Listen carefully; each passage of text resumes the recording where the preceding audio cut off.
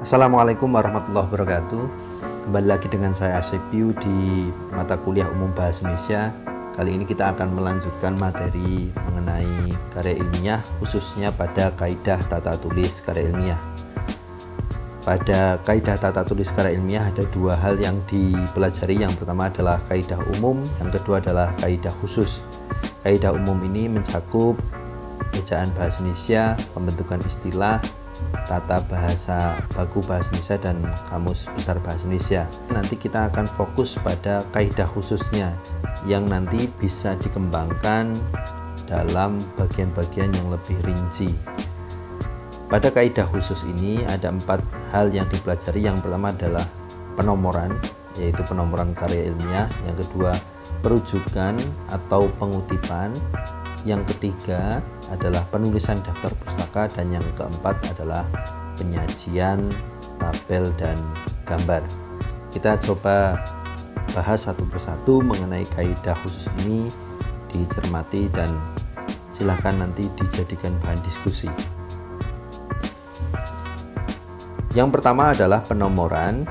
Dalam penomoran itu pastinya kita memiliki pola yang berbeda-beda. Di sini dijelaskan bahwa pemeringkatan judul dan subjudul dalam karya ilmiah terdapat 2 aturan, yakni penggunaan jenis huruf, ukuran, percetakan serta letak yang berbeda, dan menggunakan angka Arab atau perpaduan angka Arab dan huruf Latin. Nah, di sini cara penulisan judul yang menggunakan aturan kedua, yaitu judul karya ilmiah atau bab ditulis di tengah atas halaman menggunakan huruf kapital semua, dicetak tebal. Bab ditulis dengan angka Romawi. Misalnya itu di situ ada Romawi 4. Nah, ini contoh bahwa ketika nanti penomoran ada aturan tersendiri. Jadi kita tidak bisa sembarangan memberi nomor. Hal yang paling ditekankan adalah konsistensi penomoran. Jika Anda memilih menggunakan huruf atau angka, maka harus konsisten dengan apa yang dipilih.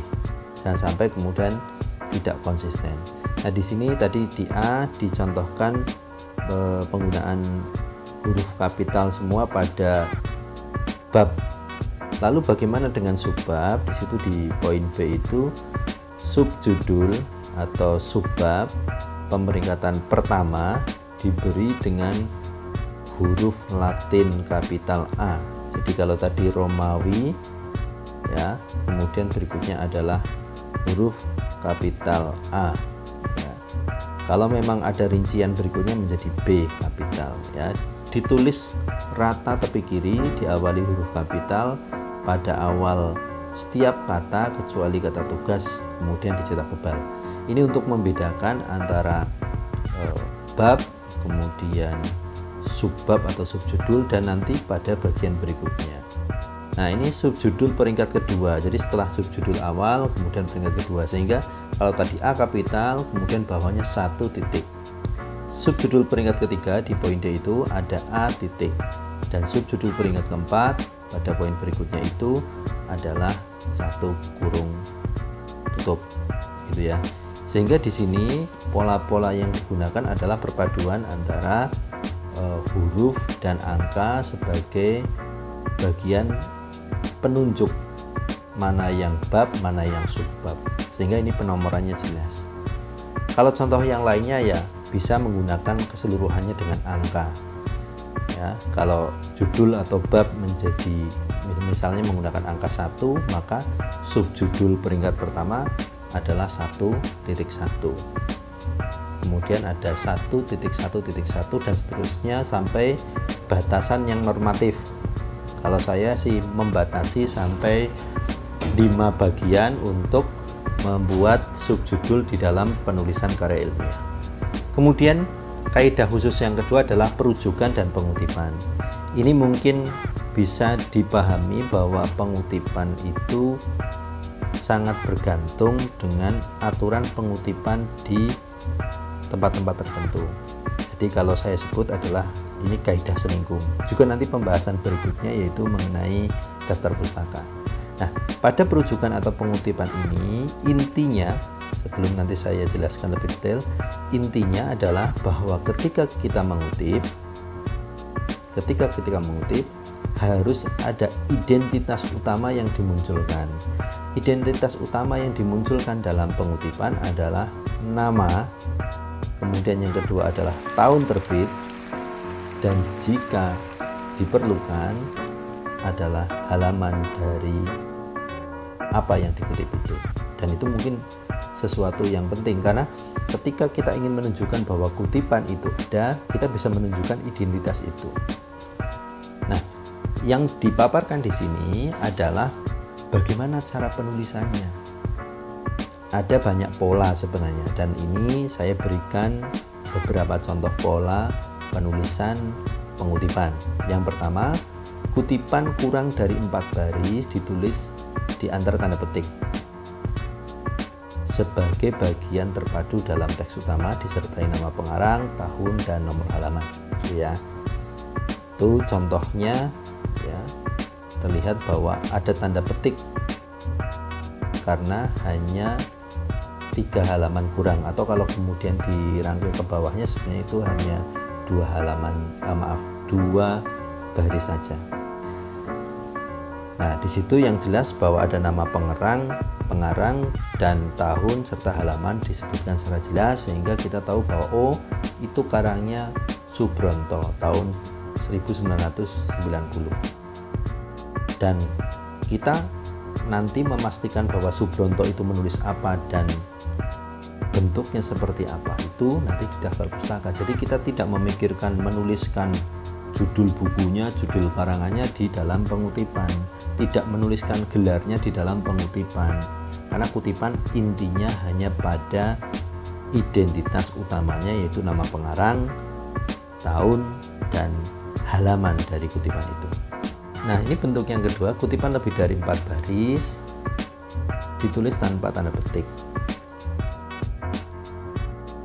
terpisah dari teks yang mendahului, dimulai pada karakter ke-6 dari garis tepi sebelah kiri dan diketik dengan spasi tunggal. Ini contohnya ya, ini tidak kelihatan spasinya, tapi intinya bahwa ada bagian yang menjorok ke dalam karena menunjukkan bahwa itu kutipannya, kutipan yang diambil dari tulisan orang atau dari sumber-sumber yang kemudian dibutuhkan di dalam proses penulisan karya ilmiah.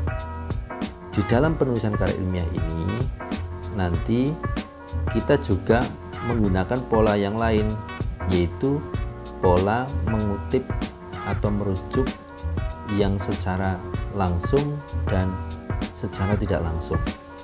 Di sini merujuk kutipan ya.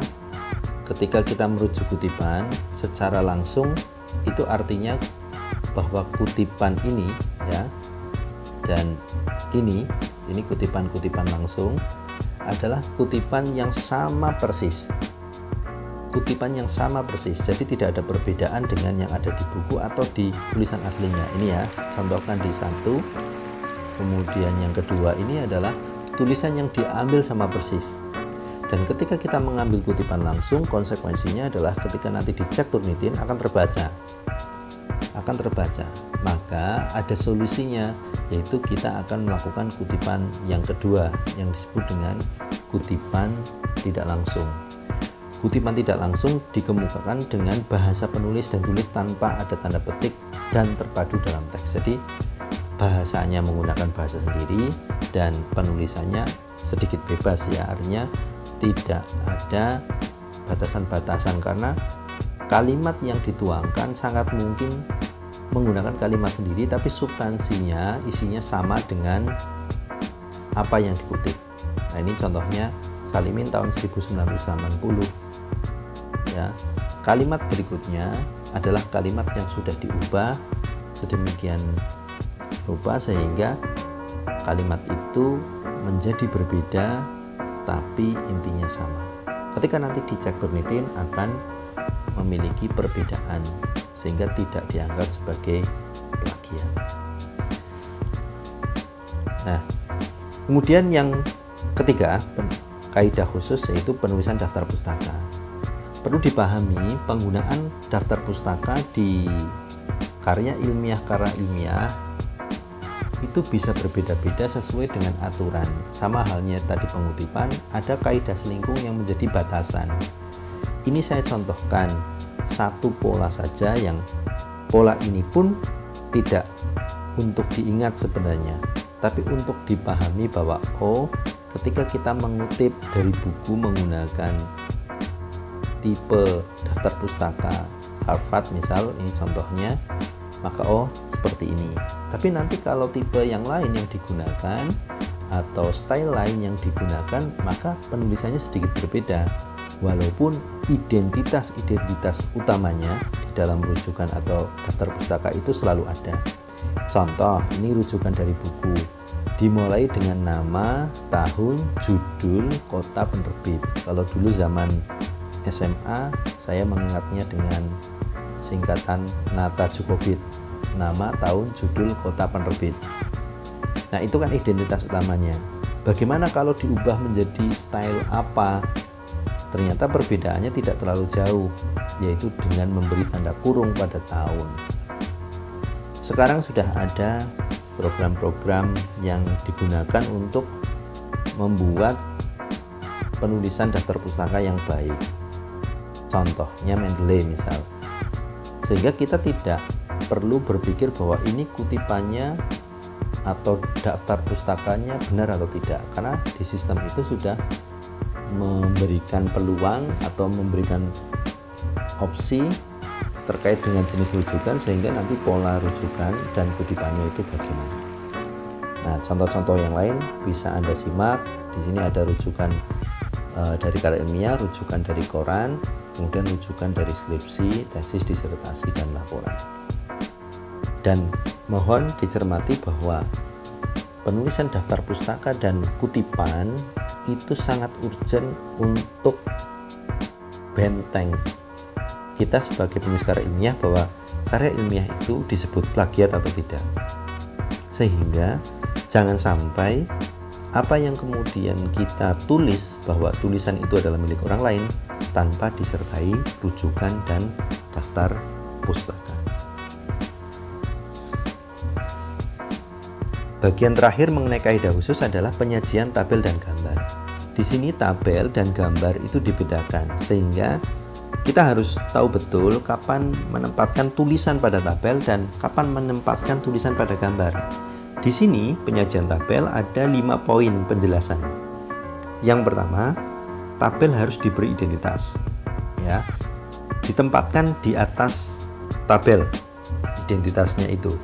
Jika tabel lebih dari 1 halaman, bagian kepala tabel harus diulang pada halaman selanjutnya. Jadi tidak lanjut tanpa kemudian ada kepala tabelnya.